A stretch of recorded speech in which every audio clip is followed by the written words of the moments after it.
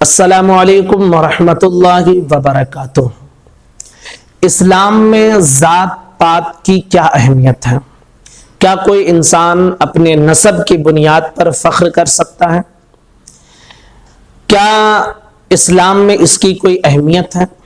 اگر کوئی نیو مسلم ہے تو وہ اپنا سر نیم کیا رکھے؟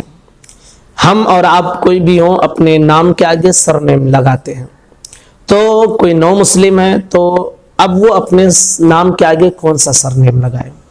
انشاءاللہ اس ویڈیو میں ہم ان سارے مسئلوں کی وضاحت کریں گے۔ سب سے پہلی اور بنیادی چیز آپ یہ سمجھ لیجئے کہ اسلام میں ذات پات کی کوئی اہمیت اور کوئی قدر نہیں ہے۔ قرآن مقدس جو ہمارے لیے ایک رہنما اصول ہے صبح قیامت تک کے لیے، اللہ رب العزت نے اس میں انسانیت کو مخاطب کرتے ہوئے ارشاد فرمایا، یا ایھا الناس انا خلقناکم شعوبا وقبائل لتعارفوا، اے لوگو ہم نے تمہیں قبیلوں میں اور شعوب اور قبائل میں اس لیے بانٹ دیا ہے تاکہ تم لتعارفوا، تاکہ تمہاری پہچان ہو سکے۔ انا خلقناکم شعوبا وقبائل، الگ الگ حصوں میں الگ الگ قبیلوں میں ہم نے تمہیں پیدا کیا ہے، اور یہ جو بٹوارا ہے لتعارفوا، تاکہ تمہاری پہچان ہو سکے۔ کیسے؟ جیسے کہ مثلا آپ یہ سمجھ لیجئے کہ کسی انسان کا نام زید ہے اور اس کے والد کا نام بکر ہے، تو وہ کیا ہو گیا کہ زید ابن بکر۔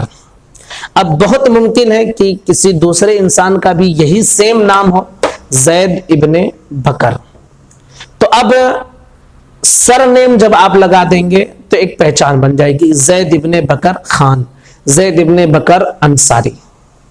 تو بس یہ فرق کرنے کے لیے جو ہے ہمیں الگ الگ قبیلوں اور حصوں میں بانٹا گیا ہے۔ جہاں تک بات ہے کہ اچھا انسان کون ہے اللہ کے نزدیک، پرہیزگار انسان کون ہے، اور مقام اور رتبے والا انسان کون ہے، تو قرآن مقدس نے اس کی وضاحت کی، ان اکرمکم عند اللہ اتقاکم، کہ بے شک تم میں سب سے زیادہ پرہیزگار وہ اللہ کے نزدیک سب سے زیادہ پرہیزگار انسان اور پیارا انسان، محبوب انسان وہ ہے جو سب سے زیادہ متقی ہے اور سب سے زیادہ اللہ سے ڈرنے والا ہے، سب سے زیادہ پرہیزگار ہے۔ یہ ایک بنیادی اصول قرآن نے ہمیں دیا ہے۔ اس سے یہ سمجھ میں آ سکتا ہے کہ اسلام میں ذات پات کی کوئی اہمیت نہیں ہے، جس کا تقوی سب سے زیادہ، جو اللہ سے سب سے زیادہ ڈرنے والا، جو اللہ کی سب سے زیادہ عبادت کرنے والا ہے، جو اللہ کی سب سے زیادہ بندگی کرنے والا ہے، جو نیکیوں کی طرف بڑھنے والا ہے، گناہوں سے دور رہنے والا ہے، وہ انسان اللہ کے نزدیک سب سے محبوب بندہ ہے۔ اب جہاں تک یہ بات رہی کہ لوگ سر نیم اپنے ناموں کے آگے لگاتے ہیں، تو یہ صرف اور صرف ایک پہچان کے لیے ہے۔ یاد رکھیے کہ 2-3 نسب کے علاوہ ہمارے ہندوستان میں جتنے بھی سر نیم چلتے ہیں، کوئی جو ہے اپنا نسب نامہ مکمل ثابت نہیں کر سکتا، کیونکہ اجمیوں میں یہ دستور ہی نہیں رہا۔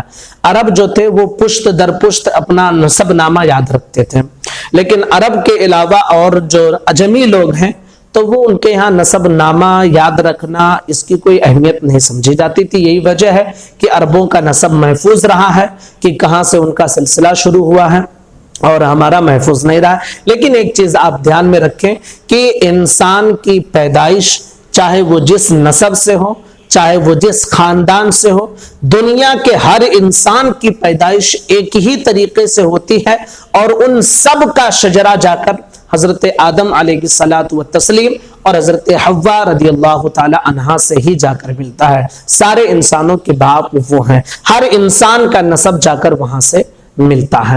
تو نسب کے اعتبار سے کسی کو کوئی فخر نہیں ہونا چاہیے۔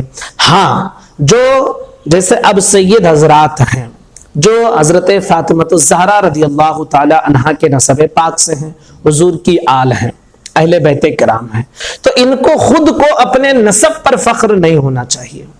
یقیناً اعلیٰ نسب ہے ان کا، لیکن جو ہے اس کی بنیاد پر یہ فخر کرے تو یہ غلط ہے۔ ہاں ہمارا یہ کام ہے کہ چونکہ یہ ہمارے حضور کے نسل پاک سے ہیں اس لیے ہم ان کا ادب اور احترام کریں، لیکن کسی کو بھی اپنے نسب پر فخر کرنے کی اجازت نہیں ہے۔